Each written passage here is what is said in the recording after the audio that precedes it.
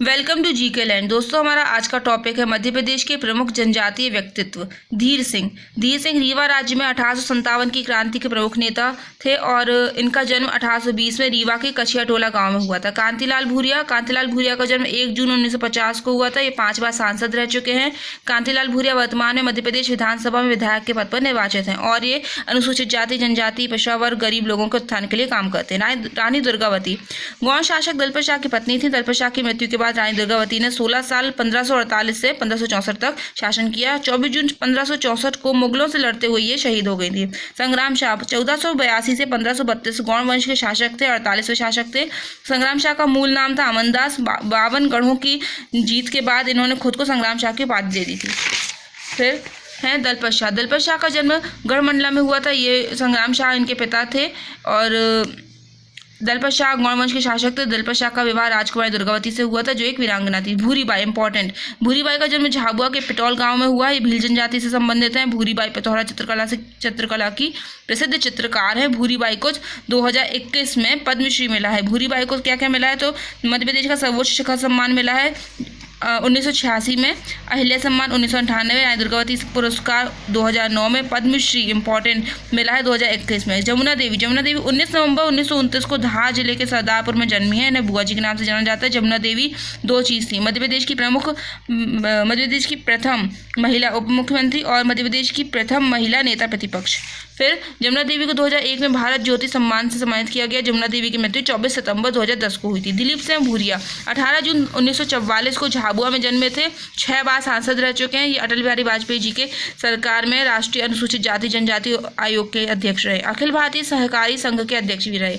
दिलीप सिंह भूरिया की अध्यक्षता में तेंदुपत्ता नीति बनाने के लिए भूरिया कमेटी बनाई गई थी, जिसके अनुशंसा पर मध्य प्रदेश में तेंदुपत्ता नीति लागू हुई है। फिर दिलीप सिंह भूरिया का देहांत 24 जून 2015 को हुआ। सरदार गंजन सिंह कोरकू का जन्म बैतूल जिले में घोड़ा डोंगरी के पास छतरपुर गांव में हुआ था। महात्मा गांधी जी के कहने पर 1930 में गंजन सिंह कोरकू ने घोड़ा डोंगरी जंगल सत्याग्रह में आदिवासियों का नेतृत्व किया था। यह आंदोलन बैतूल, बंजारी, ढाल, छिंदवाड़ा, ओछा, सिवनी, टूरिया, घुनघटी और हरदा के जंगलों में व्यापक रूप से हुआ था। फिर आता है कि इस जंगल सत्याग्रह को टूरिया जंगल सत्याग्रह भी कहते हैं। गंजन सिंह कोरकू का देहांत 1963 में हुआ था। पेमा फालिया नेक्स्ट इंपॉर्टेंट।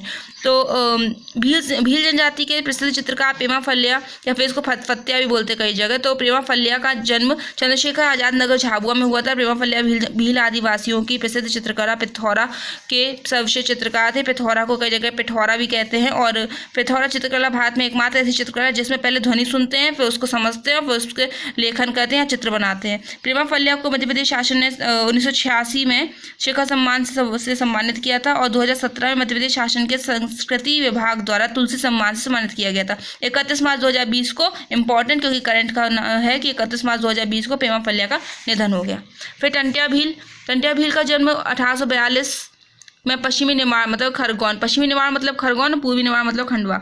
तो पश्चिमी निमाड़ मतलब खरगोन के विरी गांव में हुआ था। इन्हें तांतिया मामा, वो एक बुआ जी थी, एक मामा जी है, तो मामा के नाम से जाना जाता है। भील जनजाति के लोग टंट्या भील की एक देवता की तरह पूजा करते थे और कहते हैं टंट्या भील को गुरिल्ला पद्धति में निपुणता हासिल है। युद्ध पद्धति में टंट्या भील को 1857 के स्वतंत्रता संग्राम का आदिवासी जननायक कहा जाता है। अंग्रेजों ने उन्हें गिरफ्तार कर राजद्रोह का मुकदमा चलाया, जिसके तहत 4 दिसंबर 1889 को टंट्या भील को फांसी दे दी गई। टंट्या भील को अंग्रेज Indian robin hood, important, Indian robin hood कौन तो टंट्या भील, ठीक है। एक है निमाड़ का रॉबिन हुड कौन है तो आगे पढ़ेंगे। तो मध्य प्रदेश शासन द्वारा शिक्षा एवं खेल क्षेत्र में अच्छा प्रदर्शन करने वाले आदिवासी युवा को जननायक टंट्या भील सम्मान प्रदान किया जाता है, जिसके अंतर्गत 1 लाख रुपए की सम्मान निधि और प्रशस्ति पत्र प्रदान किया जाता है।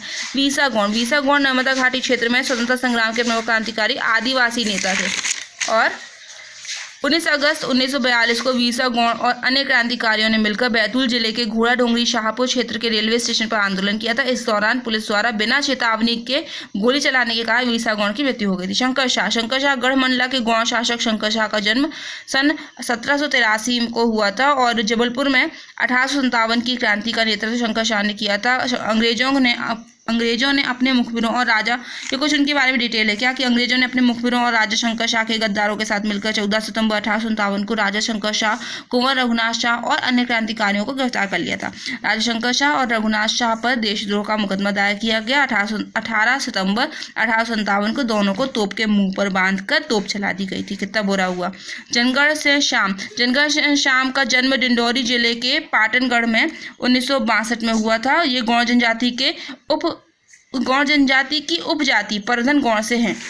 फिर जनगढ़ से शाम एक गौड़ चित्रकार है। कौन है? तो गौड़ चित्रकार है। इन्होंने गौड़ चित्रकला में सर्वप्रथम कागज और कैनवास का उपयोग किया था। गौड़ चित्रकला में हुए इस नए उपयोग को जनगढ़ कलाम कहा गया, इसलिए उन्हें भारतीय कला के एक नए स्कूल जनगढ़ कलाम का निर्माता माना जाता है। जनगढ़ से शाम के चित्रों में गौड़ देवताओं की प्रमुखता रही है। जनगढ़ से शाम को 1986 में शिखर सम्मान से नवाजा गया। जनगढ़ से शाम का देहांत 2001 में जापान में स्थित मिथिला संग्रहालय में हुआ था। ऐसा कौन सा चित्रकार है जिसका देहांत जापान में हुआ और है वो एमपी का? तो जनगढ़ से शाम। ओके।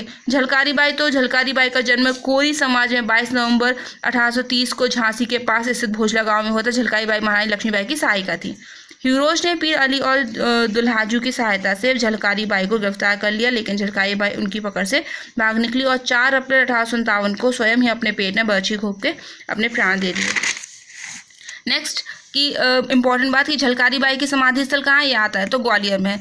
रानी अवंती बाई का जन्म लोधी वंश में 16 अगस्त 1831 को सिवनी जिले के मनकेड़ी गांव में हुआ था। मात्र 17 वर्ष की आयु में रानी अवंती बाई का विवाह रामगढ़ रियासत मंडला के राजा विक्रमादित्य के साथ हुआ था। राजा विक्रमादित्य के निधन के बाद रानी अवंती बाई ने राजभार संभाला। देवहारगढ़ के जंगल में रानी अवंती बाई और अंग्रेजों के बीच युद्ध हुआ। इसी युद्ध के दौरान 20 मार्च 1858 को रानी अवंती बाई ने अंग्रेजों के हाथ लगने के बजाय खुद को अपनी ही तलवार से शहीद करना उचित समझा। फिर रानी अवंती बाई 1857 की क्रांति में शहीद होने वाली प्रथम महिला वीरांगना थी। रानी अवंती बाई की समाधि डिंडोरी जिले के शाहपुर के पास बालपुर गांव में स्थित है। एंड नेक्स्ट भीमा नायक भील जनजाति के एक प्रमुख नेता थे। इन्होंने बड़वानी जिले के सेंधवा क्षेत्र में 1857 के स्वतंत्रता संग्राम का नेतृत्व किया था। भीमा नायक का जन्म 1840 में मध्य प्रदेश के पश्चिमी निमाड़ रियासत के तहत आने वाले जिले बड़वानी के पंचमोहली गांव में हुआ था। 1857 के अम्बापानी के युद्ध में भीमा नायक ने महत्वपूर्ण भूमिका निभाई थी। अंग्रेजों ने मुखबिरों के सहयोग से 2 अप्रैल 1868 को भीमा नायक को सतपुड़ा के जंगलों में से पकड़ लिया था और उन्हें काला पानी की सजा के लिए अंडमान निकोबार भेज दिया गया था। भीमा नायक को 29 दिसंबर 1876 में अंडमान में ही फांसी दे दी गई थी। आदिवासियों को सेठ और साहूकारों के शोषण और अत्याचार से बचाने के लिए भीमा नायक को निमाड़ का रॉबिन हुड कहते हैं। यही है निमाड़ का रॉबिन हुड। कौन? भीमा नायक। बड़वानी जिले के धुआवा बावड़ी गांव में भीमा नायक का स्मारक स्थल है। एंड नेक्स्ट वन इज खाजिया नायक भील जनजाति के प्रमुख क्रांतिकारी नेता खाजिया नायक का जन्म निमाड़ क्षेत्र के सांगली गांव में हुआ था। इनके पिता गमान नायक अंग्रेजों के चौकीदार थे। पिता की मृत्यु के पश्चात खाजिया नायक को अंग्रेजों की भील पलटन में चौकीदार बनाया गया। चौकीदार की नौकरी के दौरान खाजिया नायक द्वारा एक अपराधी को जान से मार दिए जाने के कारण उन्हें 10 साल की सजा सुनाई दी गई, परंतु अच्छे व्यवहार के कारण खाजिया नायक को 5 साल बाद रिहा कर दिया। इंपॉर्टेंट क्या है कि 1857 की क्रांति में खाजिया नायक का महत्वपूर्ण योगदान रहा और अंग्रेजों ने खाजिया नायक पर 1000 का इनाम घोषित किया था। ये भी ठीक है। 11 अप्रैल 1858 को अम्बापानी के युद्ध में खाजिया नायक को ब्रिटिश कर्नल जेम्स आउट्रम ने मार दिया और इस युद्ध में खाजिया नायक के पुत्र दौलत सिंह भी शहीद हुए थे।